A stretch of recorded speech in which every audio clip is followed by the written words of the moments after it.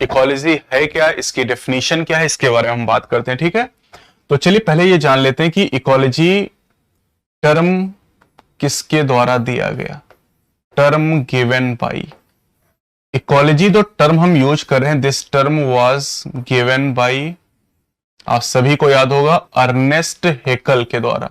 NCERT में नहीं दिया गया, आपके एग्जाम में पूछा जाता तो आपको याद करना है, अर्नेस्ट हेकल के द्वारा पहली बार इस टर्म को दिया गया था। तो term given by Ernst Haeckel. अब कभी कभी ऐसा पूछा जाता है कि फर्स्ट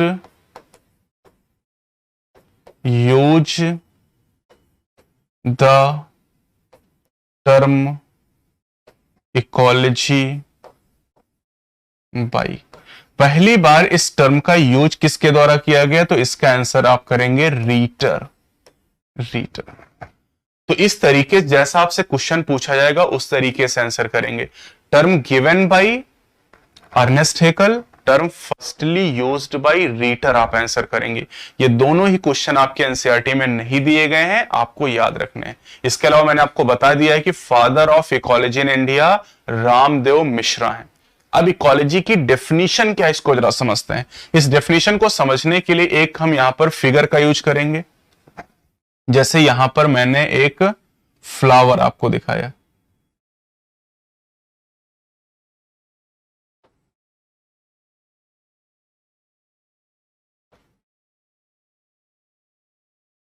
ये एक फ्लावर है और एक ये फ्लावर किसी ना किसी प्लांट से राइज हुआ है। तो जिस प्लांट से फ्लावर निकला उस प्लांट को हम क्या कहेंगे, एक प्लांट है तो प्लांट को हम क्या कहेंगे, ऑर्गेनिज्म। प्लांट को हम क्या कहेंगे, ऑर्गेनिज्म। एक प्लांट का ये फ्लावर आपको दिखाया गया, प्लांट में सीधे लिख सकता हूं कि एक प्लांट आपको दिखाएगा, प्लांट का एक फूल मैंने आपको दिखाया यहां पर। दूसरी तरफ यहां पर एक इंसेक्ट में दिखा देता हूं,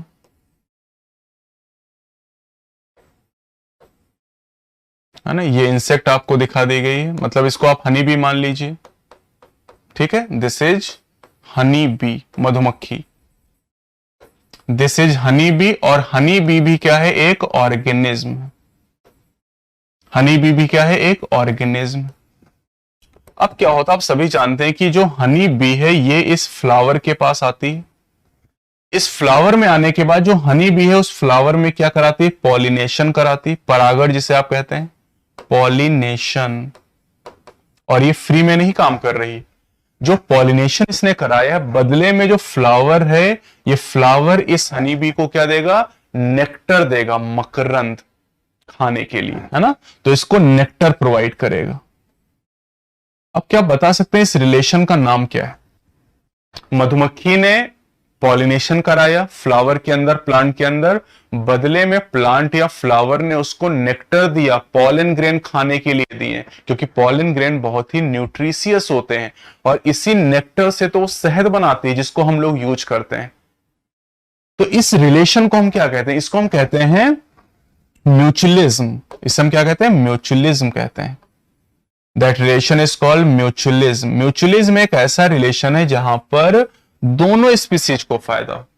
यहां पर इंसेक्ट को भी फायदा हो रहा है, मधुमक्खी को भी, और प्लांट दोनों को फायदा हो रहा है। प्लांट में मधुमक्खी पॉलिनेशन करा रही, बदले में उसे नेक्टर और पॉलन ग्रेन मिल रहे हैं अपने न्यूट्रिशन के लिए, खाने के लिए।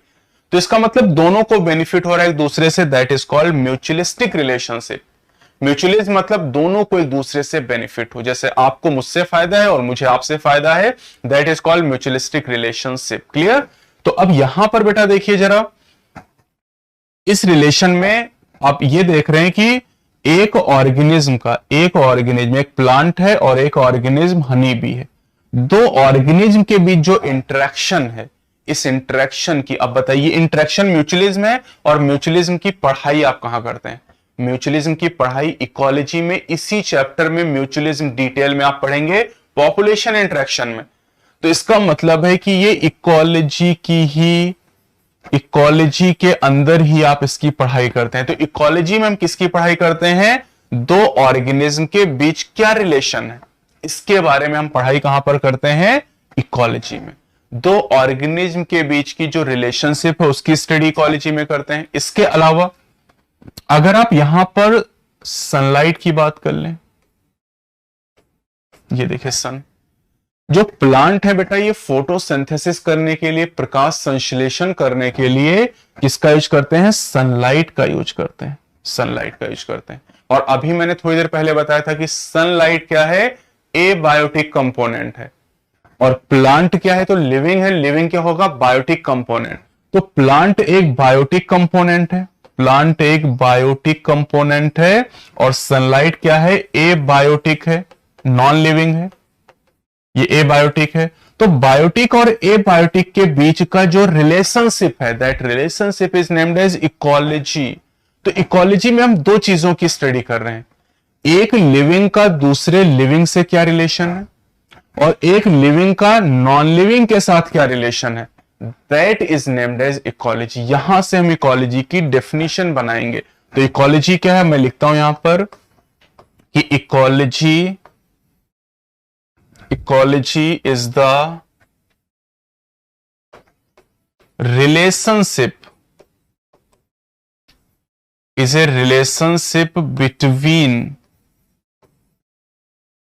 between living organism के बीच में जो रिलेशनशिप होती हैं उनके बारे में हम स्टडी करते हैं कि एक बकरी का घास के साथ क्या रिलेशन है। बताइए, बकरी का घास के साथ जो रिलेशन, उसके लिए हम कौन सा टर्म यूज करते हैं? बकरी और ग्रास में जो रिलेशन होता है उसके लिए हम कहते हैं प्रिडेशन, उसके लिए हम प्रिडेशन टर्म का यूज करते हैं। आपके सिर में जुएं हो गए, तो जुएं और आपके बीच का रिलेशन क्या है? दैट इज कॉल्ड पैरासिटिज्म, इसे हम पैरासिटिज्म का नाम देते हैं। हिरन और शेर के बीच का रिलेशन क्या है? दैट इज कॉल्ड प्रिडेशन, इसे हम प्रिडेशन का नाम देते हैं। बार्निकल बैलेनस और बार्निकल चैथेमेलस के बीच का रिलेशन क्या है? कंपटीशन। और ये सब इसी चैप्टर में हम पढ़ने वाले हैं, इसी चैप्टर में हम पढ़ने वाले हैं। बगुले और भैंस के बीच के रिलेशन को हम क्या कहते हैं? That is called commensalism. ये सारे रिलेशन किसके बीच में? लिविंग और लिविंग के बीच में। और इनकी स्टडी हम कहां करते हैं? इकोलॉजी में इनकी स्टडी करते हैं। तो ecology is the relationship between the living organism, या मैं ऐसे कहता हूं कि ecology is the study of ecology is the study of relationship between living organism and between living organism and abiotic component, abiotic component, abiotic component. Abiotic component को physico chemical factor भी कहा जाता है। These are also named as physico chemical factors. तो ecology की सबसे simple definition यह है कि दो लिविंग के बीच का जो संबंध है वो इकोलॉजी है, या एक लिविंग का उसके एनवायरनमेंट के साथ, एबायोटिक कंपोनेंट के साथ जो रिलेशन है वो भी इकोलॉजी है। तो एबायोटिक को हम कह सकते हैं एनवायरनमेंट, वातावरण। और एनवायरनमेंट में लाइट, सॉयल, वाटर, टेम्परेचर, ये सारी चीजें आ जाएंगी। तो एक ऑर्गेनिज्म का दूसरे ऑर्गेनिज्म के साथ जो रिलेशन है दैट इज कॉल्ड इकोलॉजी, और एक ऑर्गेनिज्म का उसके वातावरण के साथ जो इंटरेक्शन है, जो रिलेशन है, उसकी स्टडी भी क्या है? इकोलॉजी है। तो ये डेफिनेशन एनसीईआरटी में आपको दी गई। क्लियर सारे बच्चों को?